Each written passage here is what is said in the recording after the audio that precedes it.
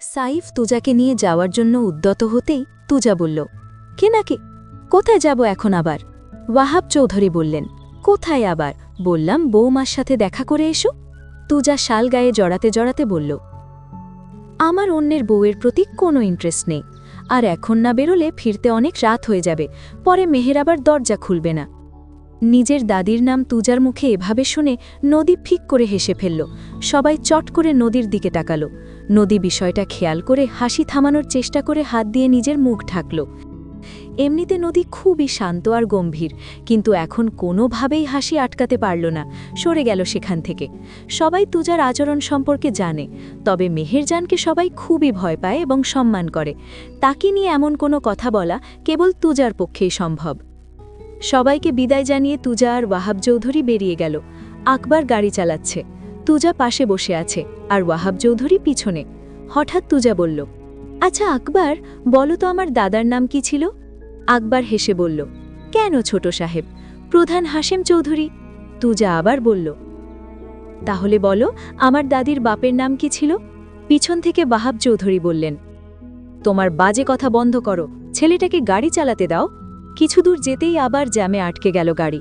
Thuja জানলার কাঁচ দিয়ে বারবার মাথা বের করছে। আকবর বলল, ছোট সাহেব, আপনি বারবার মাথা কেন বাইরে বের করছেন? দেখছি কোনো মেয়ে দেখা যায় নাকি? ওয়াহাব চৌধুরী আকবরকে ধমক দিয়ে বললেন, তোমাকে কতবার বলেছি আকবর, ওর সঙ্গে কথা বলবে না। আকবর চুপ করে গেল। মিনিট খানেক পর একজন সাংবাদিক এলো। তুজাকে অর্ধেক গাড়ির বাইরে দেখে রিপোর্টার তুজার সামনে মাইক ধরে বলল, স্যার, আপনি নিশ্চয়ই জ্যামে পড়ে ভীষণ বিরক্ত বোধ করছেন। তুজা একগাল হেসে বলল, না না, আমার তো সেই ভাল লাগদাছে। আকবর তো নাচতেই চাইছিল, বলো আকবর। রিপোর্টার আবার বললেন, স্যার, প্রথমে আপনার নিজের বিষয়ে কিছু বলুন এবং তারপর জ্যামে আপনাদের ভোগান্তি সম্পর্কে কিছু বলুন। তুজা ছেলেটার মাথা থেকে পা অবধি দেখে বলল, আগে নিজের সম্বন্ধেই বলি কেমন? জি। তুজা সামান্য গলা ঘাকারি দিয়ে বলল, হ্যালো, আমি তুজাওন চৌধুরী। আমি চুমু খেতে ভালোবাসি, যাকে তাকে না, শুধু মেয়েদেরও আমি খুব ভালোবাসি। কথা বলতে বলতে জ্যাম ছেড়ে দিল। আকবর আহামক হয়ে গেছে তুজার কথায়। তাদের বাড়ি ফিরতে রাত 9টা বেজে গেছিল। ঘরে ফিরে দেখে মেহেরজান তখনও সোফায় বসে। তুজা সোজা ঘরে গিয়ে পোশাক পাল্টে মাফলার প্যাঁচাতে প্যাঁচাতে বেরোচ্ছে। তুজার মা জিজ্ঞেস করল, এখন আবার কোথায় যাচ্ছিস? মেহেরজান পান চিবোতে চিবোতে বলল, কোথায় আবার যাবে? সেই নটিখানায়। তুজা ঠোঁট কামড়ে পিছনে ঘুরে বলল, মায়ের সামনে কিচ্ছু বললাম না, আমি যাচ্ছি মোকসেদ মাস্টারের বাড়ি, বাবা যেতে বলেছে বলে। মেহেরজান চেঁচিয়ে বলল, সে বাড়িতে তোর কি রে? কোনো জবাব না দিয়ে তুজা চলে গেল। বাইক স্টার্ট করতে করতে বলল, মধু মধু, রসমালাই। বাড়ি থেকে মেহমান পাতলা হতে হাসান চৌধুরী আলোচনায় বসেছে। ড্রয়িং রুমে সবাইকে উপস্থিত হতে বলেছে সে। হাসান চৌধুরী আর আঞ্জুমান পাশাপাশি বসে। হাবিব আর সায়রাও আছে। নদী বাবার পিছনে দাঁড়িয়ে। সকলের সামনে দাঁড়িয়ে অদিতি আর সাইফ। অদিতির চোখে ভীতি, মনে ভয়, ভিতরে আতঙ্ক। কি হতে চলেছে আজ? উনিও কি আজ অদিতিকে তাড়িয়ে দেবেন? সেই চিন্তায় অদিতির বুক বারবার কেঁপে কেঁপে উঠছে, কিন্তু সাইফের চোখমুখ একদম শক্ত। সে তার সিদ্ধান্তে অনড়।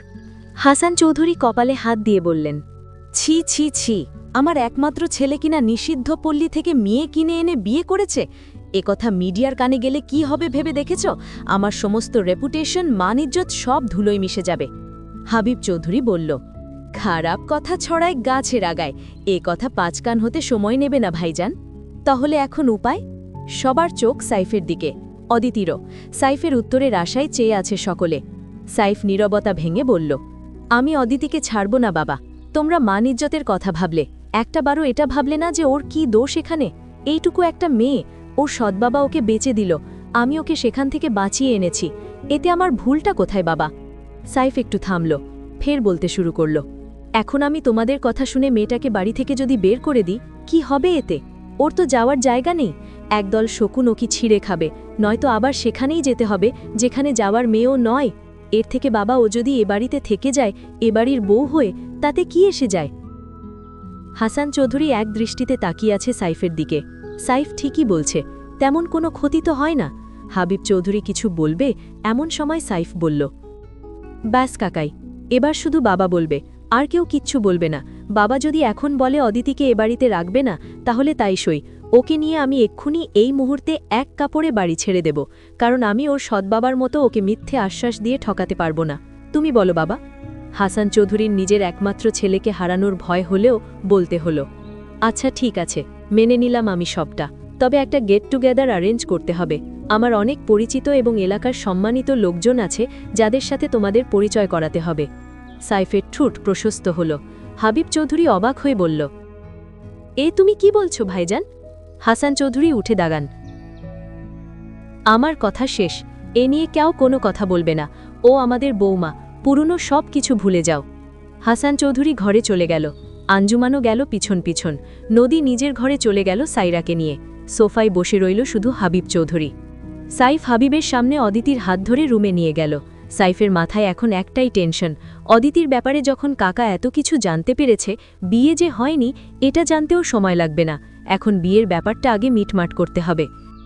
রুমে গিয়ে অদিতি কাঁচুমাচু হয়ে দাঁড়িয়ে আছে। সাইফের দিকে তাকিয়ে ভাবছে ড্রয়িং রুমে বলা কথাগুলো। এই মানুষটার প্রতি অদিতি সত্যিই কৃতজ্ঞ। তার জীবন বাঁচিয়েছে, আবার প্রতিনিয়ত তার জন্য পরিবারের সাথে লড়াই করে যাচ্ছে। অদিতির চোখ পানিতে ভরে আসে। সাইফ খেয়াল করে বলে, এখন তো সব ঠিকঠাক আছে, এখন কাঁদছ কেন? এরই মধ্যে নদী দরজায় টোকা দিল।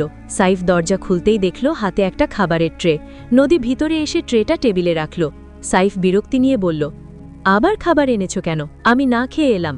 নদী অদিতির দিকে তাকাতেই সাইফের খেয়াল হল, বড় আব্বুদের সাথে সাইফ খেলেও অদিতি খায়নি, সকাল থেকে না খেয়ে আছে। সাইফ নদীর দিকে মুগ্ধ দৃষ্টিতে তাকিয়ে বলল, নদী, তুই এত ভালো কেন বলতো? আমি ভুলে গেছি যে ও খায়নি, তোর কি করে মনে আছে? নদী খাবারগুলো প্লেটে বেড়ে দিতে দিতে বলল, কারণ একজন ক্ষুধার্তই আরেকজন ক্ষুধার্ত ব্যক্তির খবর রাখে। নদী যাওয়ার আগে বলল, চাচ্চু আপনাকে রুমে যেতে বলেছে সাইফ ভাই। সাইফ ভাবল এখন আবার কি কাজে বাবা ডাকছে। সাইফ নদীর পিছন পিছনই গেল।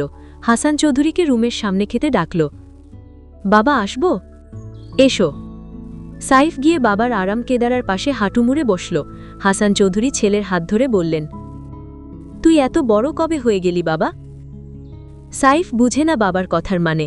হাসান চৌধুরী আবারও বললেন, আজ থেকে বহু বছর আগে এক মেয়েকে আমি ভালোবাসতাম। সাইফ ভ্রু কুচকে তাকিয়ে রইল হাসান চৌধুরীর দিকে। এভাবে কখনো কথা বলেনি তো তার সাথে। হাসান চৌধুরী আবারও বললেন, তোদের দাদু ছিল গ্রামের প্রধান, খুবই সৎ আর ন্যায় বিচারক ছিলেন তিনি। তোর বড় আব্বুও তোর দাদুর মতোই হয়েছে। আমি যাকে ভালোবাসেছিলাম সে ছিল খুবই দরিদ্র পরিবারের মেয়ে, সুন্দরীও আহামরি নয়, তবে তাকে খুব ভালো লাগত। একদিন সাহস করে ভালোবাসার কথা জানাই তাকে, সেও কিছুদিন পর সম্মতি দিল। কিন্তু বাবার ভয়ে তটস্থ ছিলাম আমি। কয়েক মাস পর এলাকায় প্রচার হয়ে গেল সেই মেয়েটি নাকি ধর্ষিকার হয়েছে, আর আমার সাথে দেখা করত না মেয়েটি। আমি দেখা করতাম না রে, ওই নোংরা মেয়েকে কে বিয়ে করবে? তারপর কয়েকদিন গেল, আমার বাবা আমাকে ডেকে বলল, তোমার নাকি মোহনের মেয়ের সাথে সম্পর্ক আছে, তাকে নাকি ভালোবাসো। আমি বললাম, আগে বাসতাম বাবা, এখন বাসি না। আমার বাবা তখন আমার গালে কষে একটা চড় মেরেছিল, কারণ এতে তো সেই মেয়েটার কোনো দোষ নেই। তার জীবনে একটা দুর্ঘটনা ঘটে গেছে বলে তাকে ছেড়ে দেওয়া যাবে? তাকে আর খুঁজে পাওনি বাবা? সেই দিন রাতেই বাবা আমাদের বিয়ে করিয়ে দেন, আর সেই মেয়েটি তর্মা। সাইফের মাথায় যেন আকাশ ভেঙে পড়ল। এত বড় ঘটনা ঘটে গেছে তার বাবা মায়ের জীবনে। হাসান চৌধুরী ছেলের মাথায় হাত দিয়ে বললেন, অদিতিকে আজ নদীর ঘরে ঘুমাতে পাঠা। কেন?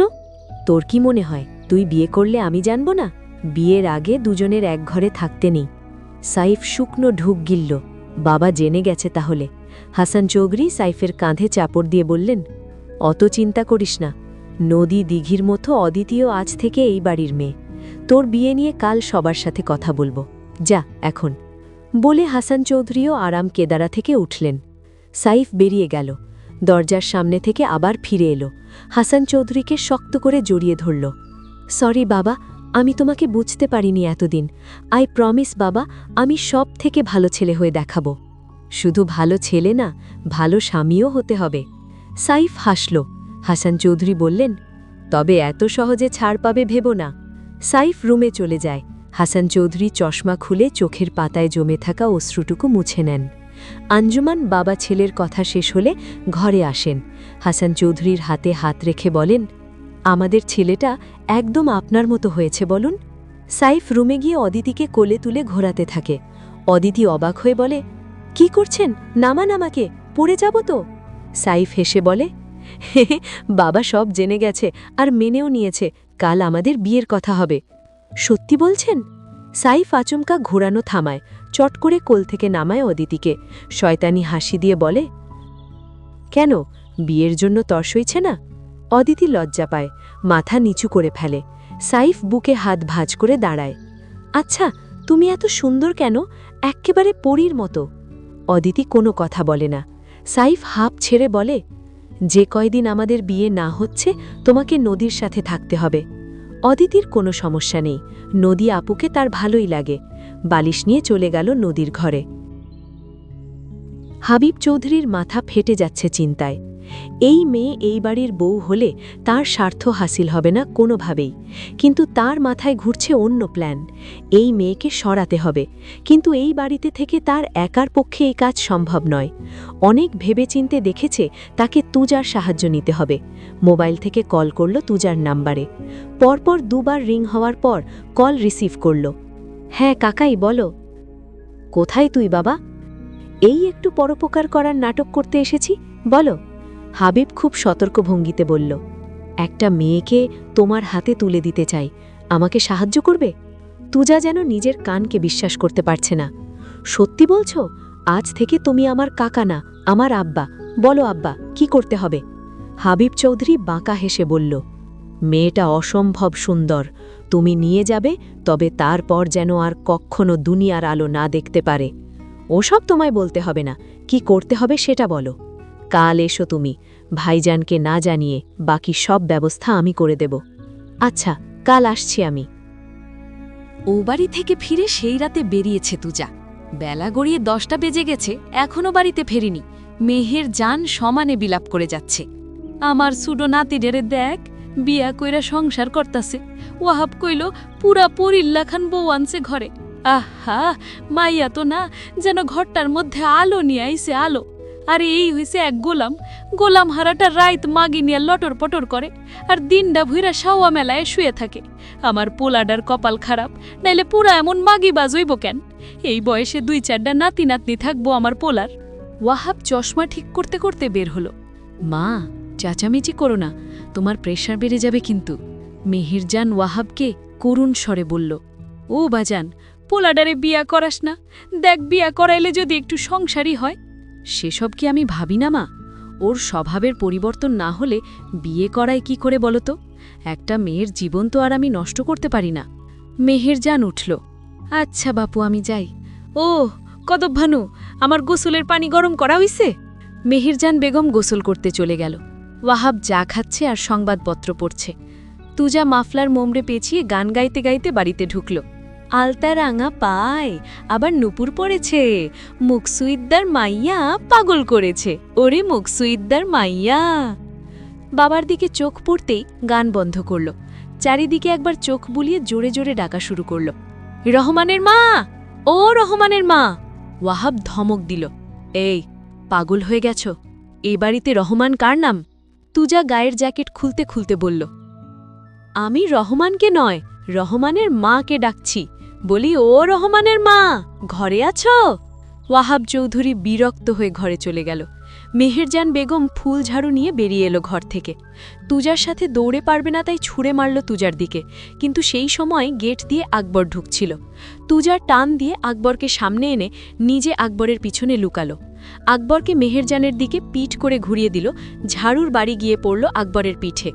মেহেরজান বিলাপ করে বলল, সভ্যনাশা পাঠা, তোর জন্য কি আমি দুদণ্ড শান্তি পাব না? আহারে বাবা, তোমার লেগেছে? আকবর চট করে দুদিকে মাথা নাড়ে। তুজা চেঁচিয়ে বলে, বাবা, তোমার মা আকবরকে ঝাড়ু পেটা করেছে। ওয়াহাব চৌধুরী রেগে বিরক্ত হয়ে বললেন, আমাকেও মারো দুটো, আমার এই জ্বালা যন্ত্রণা আর সহ্য হয় না। কিন্তু ভাবছেন, রহমানের মা বলায় মেহেরজান বেগম এত রেগে গেল কেন? মেহেরজান বেগমের ঘর সিঁড়ির সামনে আর তুজার ঘর উপরে। রোজ সিঁড়ি দিয়ে নামার সময় তুজা দাদির ঘরে গিয়ে না জ্বালালে ওর পেটের ভাত হজম হয় না। সেই রকমই একদিন সিঁড়ি থেকে নামার সময় শুনেছিল পাশের বাড়ির শিমলার দাদির সাথে আদার মেহেরজানের বড় ভাব, মাঝে মধ্যে গল্প করতে আসেন। একদিন গল্পের সুবাদেই বলেছিল রহমানের বাবা জোয়ানকালে মেহেরজানরে খুব পছন্দ করত। পরে তার বিয়ে হলো গ্রামের প্রধানের সাথে, আর সে বিয়ে করল আরেক জায়গায়। পরে তাদের ছেলে হয় আর তার নাম রাখে রহমান। সে কথা আবার তুজা শুনে ফেলেছে। মেহেরজান বকতে বকতে আবার ঘরে ঢুকে পড়ল। তুজাও নিজের ঘরে ঢুকল। মানিক এসেছে তুজার খোঁজে। চারিদিকে ভালো করে দেখল কোথাও মেহেরজান আছে কিনা। মহিলাটা ওদের দেখলে খুব রেগে যায়। কোথাও মেহেরজানকে না দেখে বাড়িতে ঢুকল। সোজা তুজার ঘরে। ভাই, খুব দরকারি কথা আছে। তুজা শুধু আন্ডার প্যান্ট পরে দাঁড়িয়ে আছে, কোন প্যান্টটা পরবে বুঝতে পারছে না। মানিক একটু বিব্রত বোধ করল। ভাই, এভাবে কাপড় পাল্টায় মানছে, একটা গামছা কোমরে পেঁচাই লইতে পারেন না? তুজা প্যান্ট থেকে বেল্ট খুলতে খুলতে বলল। যাদের লজ্জা লাগে তারা জানে চোখ বন্ধ করে রাখে। আমার মনে ধরলে আমি ল্যাংটা হইয়া ঘুরমু, তোর বাপের কি? আচ্ছা বুঝলাম ভাই, একটা দরকারি কথা ছিল। তুজা প্যান্ট পরতে পরতে বলল, কথা যত দরকারি হোক, আমি এখন ঢাকা যামু, কিচ্ছু শুনতে পারমু না। মানিক ঘরে ঢুকল। ভাই, কথাটা অদিতির ব্যাপারে। তুজা চট করে চোখ তুলে তাকালো। কি কথা? ভাই, খবর পাইছি ওর বাপে ওরে মাগিপাড়ায় বেচ্চা দিছে মোটা টাকায়। তুজার মাথায় রাগ উঠে গেল চট করে। সব সময় মজে থাকা এই মানুষটাই রাগ উঠলে আর মানুষ থাকে না। মানিকের দিকে তেজ নিয়ে তাকিয়ে বলল, তুই জানলি কইতে? মানিক ঢোক গিলে বলল, ওর বাপে গ্যারামে আইছিল, গেছে কাইল রাইতে। কায়েসের আব্বার কাছে কইছে যে মাইয়া পাড়ায় বেচ্চা দিছে মোটা টাকায়। কায়েসের আব্বা কথায় কথায় আইজ বাজার থেকে আমার কাছে কইল। তুজা আলমারি থেকে পিস্তলটা নিয়ে কোমরে গুজে শালটা গলায় দিয়ে মানিককে বলল, চল খানকির পোলারে আজকে গাইরালামু। আমার সামনের খাউন ছিনিয়ে নিয়ে কুত্তারে দেওয়া। যে মালে আমি নজর দিছি সেই মাল যায় নষ্ট পাড়ায়। আজকে ওর খবর আছে। দ্রুত বেরিয়ে যায় বাড়ি থেকে। বাইকে উঠে মানিককে বলে, তুই কায়েসগো বাড়ি চিনোস? হ ভাই, উঠ পিছনে। সকালে হাসান চৌধুরীর একটা জরুরি মিটিং থাকায় বাড়িতে সময় দিতে পারেনি। তাই দুপুরে খাবার টেবিলের সবাইকে অবশ্যই থাকতে বলেছেন, এমনকি অদিতিকেও। জরুরি কথা বলার আছে সবাইকে। সবাই থাকলেও হাসান চৌধুরী নিজেই আসলেন দেরি করে। খাওয়া শুরু হলো। সবাইকে আগে খেয়ে নিতে বলল হাসান চৌধুরী। অদিতি গুটিসুটি মেরে নদীর গা ঘেঁষে বসেছে। নদী আস্তে করে বলল, তুমি সবসময় এত ভয় পাও কেন বলো তো? তুমি জানো সাইফ ভাই কত সাহসী? হাসান চৌধুরী নদীকে নিজের পাশে এনে বসালেন। সকলের উদ্দেশ্যে বললেন, আমি চাই অদিতিকে কলেজে ভর্তি করাতে। ও মাধ্যমিকে ভালো ফলাফল করেছে, এখনও কলেজে অ্যাপ্লাই করার সুযোগ আছে। আজই করিয়ে দাও আমাদের পাশের সরকারি কলেজে। নদী, দিঘি, সায়রা সবাই তো অবাক। হঠাৎ করে সুর বদলে যাওয়ার কারণ কি? হাসান চৌধুরী অদিতির মাথায় হাত দিয়ে বললেন, আজ থেকে অদিতিও আমার মেয়ে। তবে একটা কথা শুনে রাখো সবাই, কোনো বেকার ছেলের সাথে আমি আমার মেয়ের বিয়ে দেব না। সায়রা হাসান চৌধুরীকে বলল, কিন্তু ভাইজান, ওদের বিয়ে তো হয়ে গেছে। হাসান চৌধুরী মুচকি হাসলেন, হয়নি এখনো, তবে হবে যদি সাইফ নিজে কোনো জব করে, বউয়ের খাওয়া পড়ার দায়িত্ব নিতে পারে। সেদিন আমি ওদের বিয়ে দেব। সাইফ ভ্রুকুচকে বলল, আমি কালই বিয়ে করব বাবা, আমি কাজ করব, কিন্তু আগে বউ লাগবে। বললেই হলো, আগে নিজের পায়ে দাঁড়াবে, তারপর বিয়ে। আঞ্জিমান ছেলের হয়ে বলল, দেখুন বাচ্চাদের সাথে আপনি এমন করবেন না, ওদের রেজিস্ট্রি করিয়ে রাখুন, পরে সাইফ নিজে ইনকাম করে বড় অনুষ্ঠান করে বউ ঘরে তুলবে। হাসান চৌধুরী আঞ্জুমানের দিকে তাকিয়ে বললেন, বলছো? তাহলে আজই করানো যাক। সকলের মুখে হাসি থাকলেও হাসি নেই নদী আর হাবিবের। হাসান চৌধুরী বললেন, ওহ, সবচেয়ে গুরুত্বপূর্ণ যে কথাটা, আমি নদী মামনির বিয়ে দিতে চাই। কাল পাত্রপক্ষ দেখতে আসবে, কি বলো সায়রা? নদীর খাবার গলায় আটকে গেল, শরীর ক্রমশ অবশ হয়ে আসছে। বিয়ে মানে? অধীর অপেক্ষায় মায়ের মুখের দিকে তাকিয়ে। মা যেন বলে, না, আমার মেয়ে বিয়ে দেব না এখন, কিন্তু তা হলো না। সায়রা বলল, আপনার মতামতের ওপর আমরা কখনো কথা বলেছি নাকি ভাইজান? আপনি যা ভালো বুঝেন তাই করেন, আমাদের কোনো আপত্তি নেই। নদীর ভিতরটা ডুকরে কেঁদে উঠল। খাবার আর গলা দিয়ে নামল না। ভাগ্য আর কত যন্ত্রণা দেবে ভেবে পায় না নদী। সব ঝড় একসাথে আসছে তার জীবনে। আদৌ তা কাটিয়ে বাঁচতে পারবে কিনা কে জানে। একসাথে বসে দুজন মানুষের জীবন দুদিকে মোড় নিল। এক অদিতি, তার জীবন সঠিক ঠিকানা খুঁজে পেল। আরেক নদী, সে অথই সাগরে ভেসে গেল, যার কুল কিনারা নেই। খাওয়ার মধ্যেই হাবিবের ফোনে কল আসলো। হাবিব স্ক্রিনে তাকিয়ে দেখল তুজার নম্বর। তাড়াতাড়ি করে সাইলেন্ট করে দিল মোবাইল। মৃদু কাশি দিয়ে বলল, আমার হয়ে গেছে খাওয়া, উঠছি।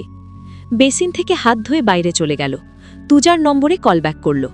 রিসিভ করে তুজা বলল, কাকাই, এদিকে ঘাপলা হয়ে গেছে, আজ আসতে পারবো না। হাবিব চোখ মুখ কুচকে বলল, আজকে মেয়েটার বিয়ে হতে চলেছে, যদি না আসো খুব পছতাবে বলে দিলাম। তুজা খট করে ফোন কেটে সুইচ অফ করে দিল। ফোন পকেটে ঢুকিয়ে বলল, এই মাগি গো, এত বিয়া বহন লাগে কেন? তুজার সামনে কাইজের বাবা বসে। তুজা সোফায় গা এলিয়ে আইসি ভঙ্গিতে বসে বলল, এবার বলেন চাচা, হানিফ কি কি কইছে আপনারা সব কন, দাড়ি কমা কিচ্ছু বাদ দিবেন না, কন। কাইজের বাবা শুকনো ঢোক গিরল।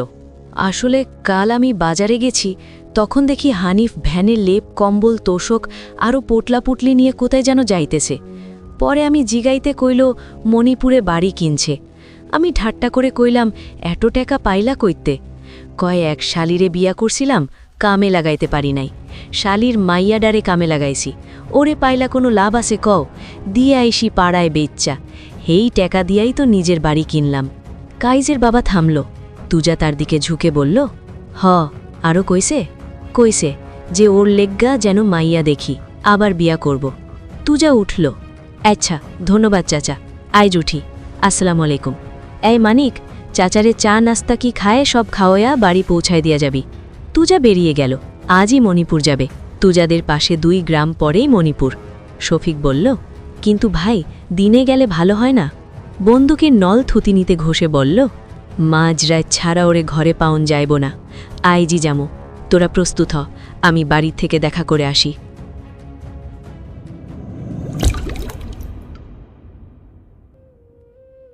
নদী রুমে এসে জানালার পাশে বসল। এটা তার প্রিয় জায়গা। টেবিলে মাথা ঠেকিয়ে নীরবে চোখের অশ্রু বিসর্জন দেয়। ফোনটা টুংটাং শব্দে বেজে ওঠে। সিমি কল করেছে। নদীর কান্নার বেগ আরও বাড়ে। কল রিসিভ করেও কোনো কথা বলতে পারে না। ও পাশ থেকে সিমি হ্যালো হ্যালো করতে থাকে। এ পাশ থেকে শুধু ফোপানি কান্নার আওয়াজ। সিমি আদুরে গলায় বলল, কি হয়েছে বেব, বল আমায়। আর হওয়ার কি আছে, যা দেখে এলাম। তুই থাকছিস কি করে ওই বাড়িতে? নদী ফোপাতে ফোপাতে বলল, চাচ্চু আমার বিয়ে ঠিক করেছে সিমি। এখন তোকে বিয়ে দেওয়াটা কি তাদের খুব জরুরি? নদী কান্না জড়ানো কণ্ঠে বলল, যার পরে তার বুক কপাল সব একসাথেই পড়ে। ফোনটা কেটে দিল নদী। অঝোর কান্নায় ফেটে পড়ে নদী। ওদিকে নিশ্চয়ই এতক্ষণে বিয়ে পর্ব মিটে গেছে। কাল হয়তো নিজেরও বিয়ের দিন ঠিক হয়ে যাবে। তারপর আবার এক জন্ম অপেক্ষা করতে হবে সাইফ ভাইকে পাওয়ার। অন্য কারো সংসার করতে হবে। এদিকে সাইফও আরেকজনের সাথে সংসার করবে। তুজা বাড়িতে ঢুকে ওপরে যাওয়ার সময় মাকে বলল, মা, খাবার দাও তো, আমি গোসল করে আসি। কিন্তু ঠিক 4 মিনিটের মাথায় নিচে এলো। সব আগের মতোই, শুধু পোশাকটা পাল্টেছে। তুজার মা খেপে উঠল। কিরে, এত তাড়াতাড়ি গোসল হয়ে গেল? তুজা বেহায়ার মতো হেসে বলল, গেছিলাম গোসল করতে, পানি অনেক ঠান্ডা তো, তাই ঘুইরা আসি। খেপে উঠল মেহেরজান। হায় হায় হায় রে হায়, আমার বাড়িডারে অপবিত্র বানাই দিল। বলি বসবি 2টা খাইতে, একটু গোসলডারি কইরা তো বসবি, থাহস তো হারাদিন নটিগো লগে, বলি ফরজ গোসলডা তো করবি।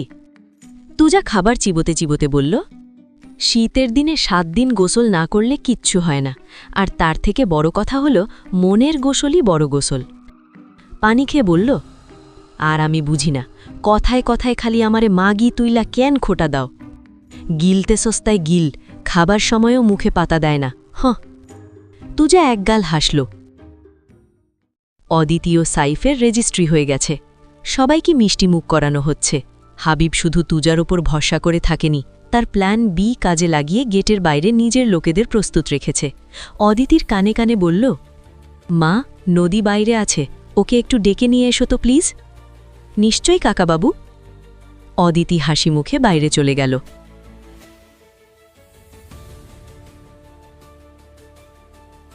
ভিডিওটি এই পর্যন্ত দেখার জন্য অনেক অনেক ধন্যবাদ। আজকের পর্বটি ভালো লাগলে লাইক দিয়ে একটি সুন্দর কমেন্ট করে যাবেন। আপনাদের সাপোর্ট পেলে নতুন নতুন গল্প দিতে খুব ভালো লাগে।